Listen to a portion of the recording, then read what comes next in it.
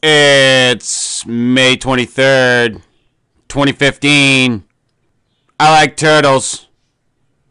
And this is your Fortean Slip news.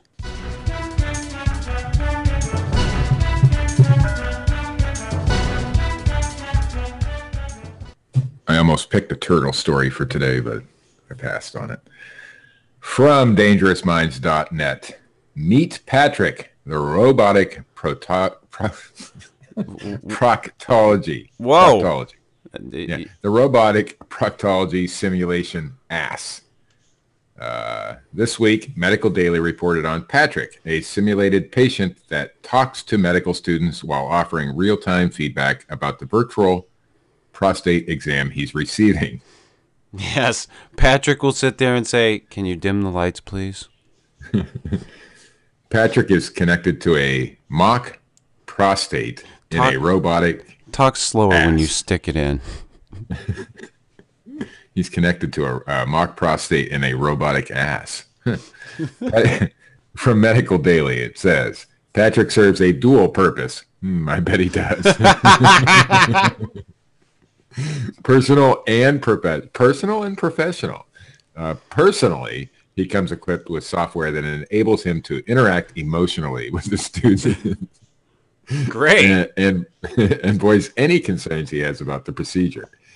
Dr. Benjamin Locke, one of the program's designers, says the interpersonal relationship Patrick helps foster is invaluable from a practicing perspective. The virtual human patient can talk to the learner, express fears and concerns about the prostate exam, and presents a realistic patient encounter, Locke told Geekosystem. The other purpose he serves is functional. Patrick is endowed with force sensors, which can alert the students. Yes, when he or she is being too aggressive, and can report how the student was in his or her examination. Consider this, Locke said. How would a medical student know if they are doing a good prostate exam? Currently, it is impossible for the educator to gauge performance. This simulation provides performance, feedback, and an opportunity to learn and lower anxiety. The image of Patrick in action looks like the very worst video game peripheral imaginable. Let's hope he's not the butt of too many jokes. Yeah, I get it. Yeah, we'd all rather our new doctors get some simulator practice in before going to town on the rest of us. Yeah. Before going balls deep, as they say, Steve. Yeah, I guess that would be the way it is. Inlander.com. Belief in Bigfoot versus belief in Pete Carroll's Super Bowl call. Among Washington State's Seahawks fans, only 13% believe Seahawks coach Pete Carroll made the right call to pass in the last-second game-losing play of the Super Bowl. I watched that game. So did I, Steve. Yeah, and it was a bad call. According to recently released public policy polling survey of Washington State residents, that's lower than the 18% of Washington residents who actually believe in Bigfoot, according to the same poll. Take note, Batdorf. Yes. Still, 89% of Seahawks fans believe that Carroll is doing a good job. Other interesting findings from the poll say 30% of Washingtonians consider themselves moderates. Republicans are slightly more likely to believe in Bigfoot than Democrats. 57% have a positive view of Starbucks. What the hell? Why is that even a poll question? Despite Windows 8. It's important, Steve. Apparently. Despite Windows 8. Why is there a comparison between the people that believe that Pete Carroll made the right call and people who believe in Bigfoot? I don't know. That's also important, I guess. I don't fucking know. Despite Windows 8, over two-thirds have a positive view of Microsoft. Liberals like Starbucks more than conservatives, though moderates love Starbucks the most of all. 23% just aren't sure what to make of apples. Huh? That's what it says. Husky football fans edge out Cougar football fans 39% to 26%. Disapproval ratings for WSU's head football coach are higher than UW's football coach. Less than half of Washingtonians, why do I get that wrong every time, want the NBA to return to Seattle. Barack Obama voters are more likely than Mitt Romney voters to want the NBA to return to Seattle. That's 49 to 42%. And I think that was probably one of the worst surveys in the history of surveys. What does that have to do with Bigfoot again? I don't remember. Me either. Yeah, something about football and Bigfoot and Pete Carroll. From Forbes.com, in Australia, another reason not to go to Australia, it's raining spiders, and that excites UFO believers. Why? I guess we're going to have to read the story and find out. This month, the weather reports from Down Under are downright terrible for arachnophobes. That's because the story that it has literally been raining down baby spiders in one part of Australia appears credible, according to science. Clouds of millions of baby spiders were spotted falling out of the sky upon the so-called southern tablelands of New South Wales earlier this month, coating parts of the countryside and even some homes with strands of their webs that they rode upon the wind. I am having a hard time this morning, Chris. Yeah, you're always having a hard time, so it's of no concern to me whatsoever. Oh, okay. That's good. What happens is that during a particular time of the year, particularly May and August, young spiders in the outback somewhere throw these threads of spider webs up in the air and use them as a parachute to detach themselves from the ground and move in large colonies through the sky. We've all seen Charlotte's Web or read the book, Steve. We all know this. Yes. Normal sane people who have read some literature. No. Charlotte's Web. Well, I guess Charlotte's Web is a classic, so that is considered. My kids have fucking read Charlotte's Web. You could tell my kids that it's raining spiders in Australia, and they'd be like, "Yeah, because the little baby spiders, they spin a web and they use it like a parachute and they fly."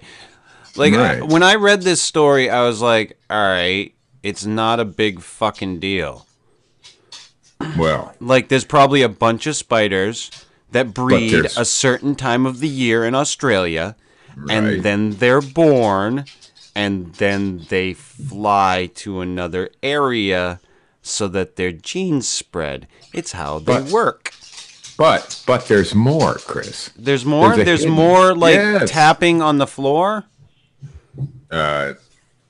Oh. There's a hit. I got to get a carpet in this room. You fucking do. There's a hidden, more bizarre side to the angel hair, which is what they're calling the spider webs, apparently. Oh, that might be compelling. I got lost because, the tapping on the floor and all. But I sound like David. I sound like David Batdorf right now. But this guy, Keith Battersfield, says. He's well known in the UFO research community, and he's published a few books over the year. He's also been cataloging and analyzing Australian instances of angel hair since 2001. Why? Well, it could be because so many UFO enthusiasts and researchers believe that some instances of angel hair could actually be a mysterious substance created by the interaction of a UFO or its electromagnetic field with the Earth's atmosphere. So there's that. But in this particular instance, both Battersfield and scientists seem to be in agreement that what fell onto Australian fields this month was probably just drifting spider webs. Yeah. Yeah, no, it wasn't just probably, it was. It wasn't. It was not. It was not fucking UFO exhaust. Why? I don't even want to go to why they think that, spider web looking things are UFO exhaust, but hey. Whatever. Because they've got to have something to fucking equate to aliens every fucking time. Speaking of aliens. Oh! Yes. The aliens, this is from the express.co.uk. The aliens are landing. Image of the sun with a huge halo sparks panic. A photo of the sun with a huge halo around it has sparked frenzied speculations of aliens or worse. Pictures taken over Mexico City revealed a rainbow-like glow surrounding the sun that led to fears of aliens or a bad omen. Juan Manuel Caballero of Mexico's National Weather Service, I didn't even know they had one, said, I have received some 30 phone calls from people who are scared and think it's a bad omen. Others think that, it'll rain more than expected. Mr. Caballero said the sight was quite common, but people rarely look up at the sky. However, the reassurances that the phenomenon was merely an optical illusion did little to calm some locals. One posted on Facebook, the aliens have finally arrived. Others feared the halo was a conspiracy to blind voters ahead of Mexico's midterm elections on June 7th. One Twitter user posted a sun halo days before elections. Coincidence? I don't believe it. Scientists state sun halos happen. It's a conspiracy, Steve. Yes. Because the halo somehow affects the election. It's apparently the HARP system. That's it. It's a good Jesse Ventura you just did there. I like that.